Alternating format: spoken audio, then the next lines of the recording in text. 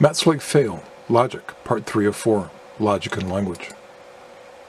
All quotes are copied from CARM.org under fair use terms. Matt Slick is fond of saying the Christian worldview maintains that the laws of logic are absolute because they come from God, who is himself absolute. For the purpose of this discussion and video, we will consider only the first part of this statement. The Christian worldview maintains that the laws of logic are absolute. And we will assume that that assertion by Matt Slick is accurate. Relational and notional verbs. In the English language, there are a class of verbs that can be used to refer to a specific object, which means they are relational, or to a non-specified object, which means they are referring to a notion. We will begin our examination with a simple example as an illustration and follow with a significant example which shows the limitations of logical inquiry. This is to say, the distinctions displayed with relational and notional verbs are not logical distinctions. We will conclude from this analysis that the laws of logic are neither absolute nor universal. Consider the following. I am hunting a duck. If this is said by someone who is hunting for their pet duck named Quackers, then the verb to hunt is referring to a specific duck, which is Quackers. We call this a relational verb relating to a specific duck. When asked, what duck are you hunting, the hunter would say, Quackers.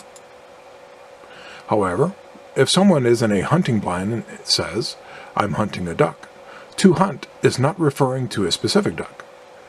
This can be said to refer to the notion of a duck, that is to say, not a specific duck, until one is shot.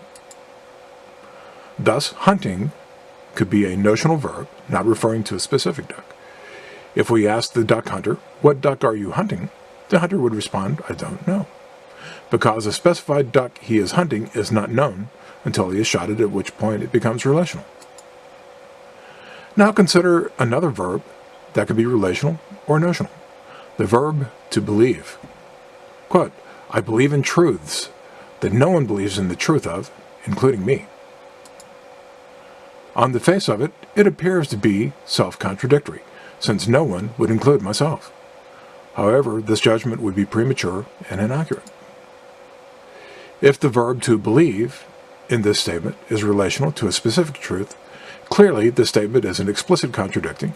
Believing and not believing in a specified truth is a contradiction. However, we can also use this statement to refer to the notion of a truth. This is to say, an unspecified or unknown truth. And since there will always be unknown truth, we can assert with confidence, I believe in truth that no one believes in the truth of, including me, as a statement that will always be true, since there will always be unknown truths. Now we return to Matt Slick's assertion, the Christian worldview maintains that the laws of logic are absolute. If Matt Slick's assertion is indeed true, how is it logically decided when a verb is relational and when it is notional? In fact, we cannot tell from the statement themselves whether verbs are relational or notional.